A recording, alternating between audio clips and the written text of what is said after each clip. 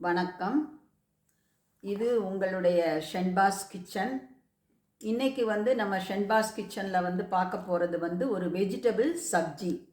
இந்த வெஜிடபிள் சப்ஜி நம்ம சப்பாத்தி, நான், புல்கா, ரைஸ் எதுனோட வேணாலும் இது ஒரு நல்ல மேட்சிங் சைட் டிஷ்ஷாக இருக்கும்.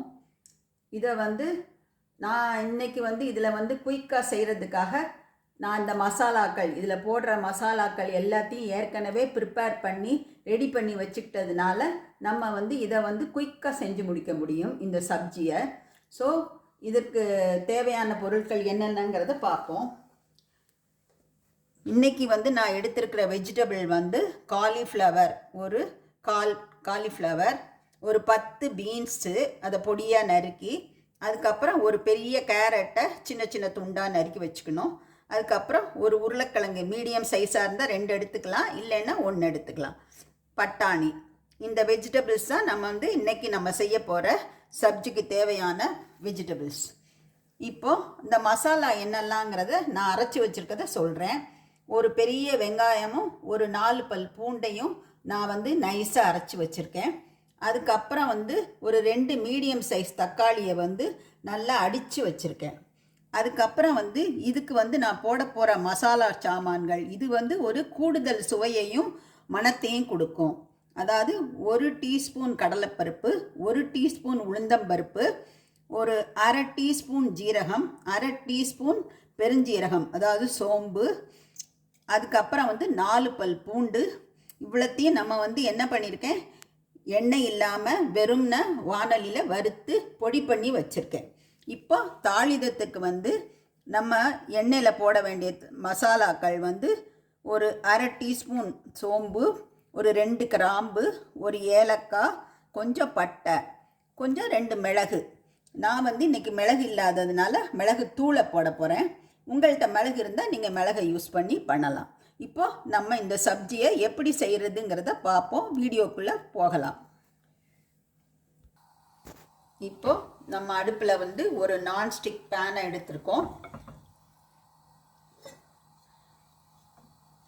இப்போது ஒரு 2 கரண்டி எண்ணெயை, அது எண்ணெயாகவும் இருக்கலாம், சன்ஃப்ளவர் ஆயில், இன்றைக்கி நான் எடுத்தது சன்ஃப்ளவர் ஆயில், ஒரு 3 டீஸ்பூன் சன்ஃப்ளவர் ஆயில் போட்டிருக்கேன்.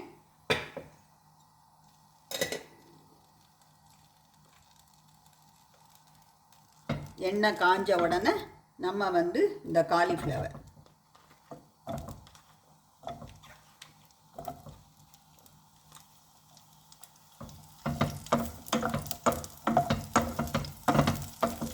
அதுக்கப்புறம் இந்த பீன்ஸ், பொடி பொடியாக அரிஞ்சு வச்ச பீன்ஸ், அதுக்கப்புறம் கேரட்,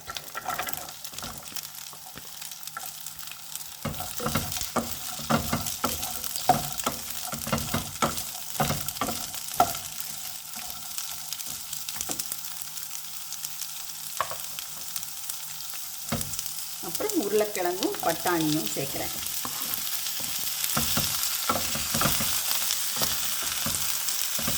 இது எல்லாத்தையும் நம்ம இந்த எண்ணெயில் நல்லா வதக்கணும்.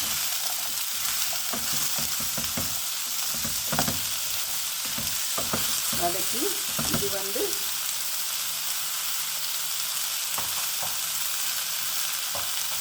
நல்லா வதங்கட்டும்.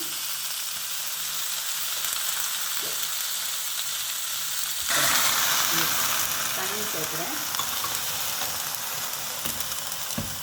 இந்த எண்ணெயிலே நல்லா வதக்கிக்கிட்டு கொஞ்சமாக தண்ணி சேர்த்து நம்ம இந்த வெஜிடபிளை நல்லா மூடி வேக வைக்கணும். அது வேகட்டும். அது வெந்ததுக்கப்புறம் நம்ம பார்க்கலாம். இப்போது நம்ம ஒரு நான்ஸ்டிக் கடாயை எடுத்துக்குவோம். இந்த காய் வெந்தாச்சு. இப்போ நம்ம சப்ஜியை செய்ய ஆரம்பிக்கிறோம். ஒரு 3 டீஸ்பூன் எண்ணெய் வச்சுக்கோங்க. எண்ணெய் காஞ்ச உடனே ஒரு 2 பட்டை, 2 கிராம்பு, ஒரு ஏலக்காய், ஒரு அரை டீஸ்பூன் சோம்பு. இந்த மசாலா சாமான்களை முதல்ல எண்ணெயில் வறுத்துக்கிறோம். இப்போ ஒரு பெரிய வெங்காயம், 4 பல் பூண்டு நம்ம சேர்த்து வச்சுருக்கதை இந்த எண்ணெயில் போடுறோம்.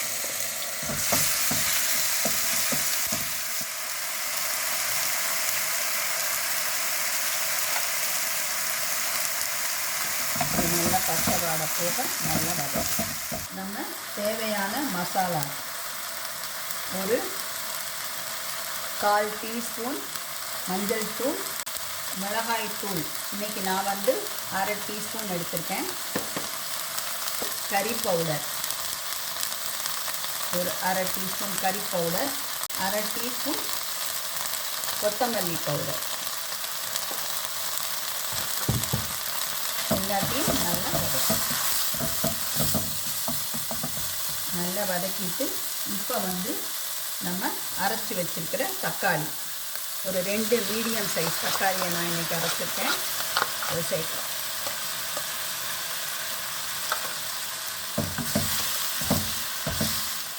இதுக்கு தேவையான உப்பு 1/2 டீஸ்பூன் சேர்க்குறேன். இப்போது இந்த மசாலா சாமான்கள் நம்ம போட்ட தக்காளி, வெங்காயம், பூண்டு எல்லாம் நல்லா வதங்கி நல்லா சுருளை வந்துடுச்சு. இப்போது நம்ம வேக வச்ச காய்கறியை சேர்த்துறோம்.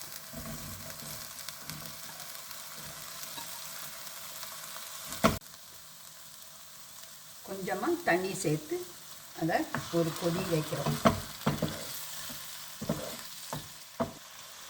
நீங்கள் ட்ரையாக வேணும்னா தண்ணியை கொஞ்சம் குறைச்சிக்கலாம், இல்லை கொஞ்சம் கிரேவியாக வேணும்னா கொஞ்சம் தண்ணி சேர்த்துக்கலாம். தேவையான தண்ணியை நீங்கள் சேர்த்துக்கலாம்.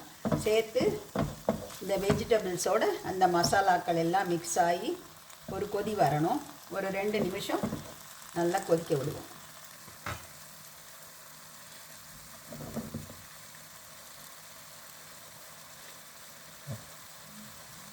இந்த மசாலா வாடை போகிற வரைக்கும் ஒரு 2 நிமிஷம் கொதிக்க விடுங்க. இப்போ நம்ம வந்து இந்த சப்ஜியும் இந்த காய்கறி இது மசாலா எல்லாம் வந்து இந்த இதோடு சேர்ந்துருது. இப்போ இந்த சப்ஜி வந்து இப்போது முடிவடைகிற ஸ்டேஜுக்கு வந்தாச்சு. இப்போது நம்ம வறுத்து வச்சுருக்கிற இந்த மசாலா சாமான்கள் இதில் வந்து நான் வந்து கடலைப்பருப்பு, உளுந்தம்பருப்பு, பெருஞ்சீரகம், ஜீரகம் எல்லாம் சொன்னேன். 4 பல் பூண்டு, அதோட வேர்க்கடலையும் வறுத்து பொடிச்சுக்கணும். அப்போந்தான் அதனுடைய ருசி வந்து ஒரு அலாதியாக இருக்கும். இதை வந்து உங்களுக்கு தேவையான நான் வந்து இன்றைக்கி ஒரு 2 டீஸ்பூன் போடுறேன். தேவைன்னா கூட ஒரு டீஸ்பூன் போட்டால் மனம் வந்து நல்லாயிருக்கும். கொஞ்சம் பாதாம் பருப்பு சேர்க்குறேன். இதை வந்து நம்ம ஃப்ரெஷ்ஷாக வறுத்து பொடிச்சு பண்ணுறதுனால இந்த மசாலா வந்து ஒரு கூடுதல் சுவையோடு இருக்கும். கொஞ்சம் மிளகுத்தூளும் சேர்க்குறேன்.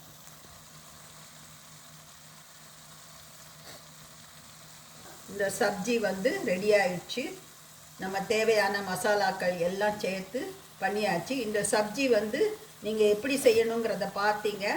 இப்போ நான் இதை அடுப்பை அணைச்சிட்றேன். சப்ஜி ரெடி ஆயிடுச்சு. இது வந்து சப்பாத்தி, நான், ஃபுல்கா, ரைஸ் எல்லாத்துக்கும் ஒரு நல்ல சைட் டிஷ்ஷாக இருக்கும்.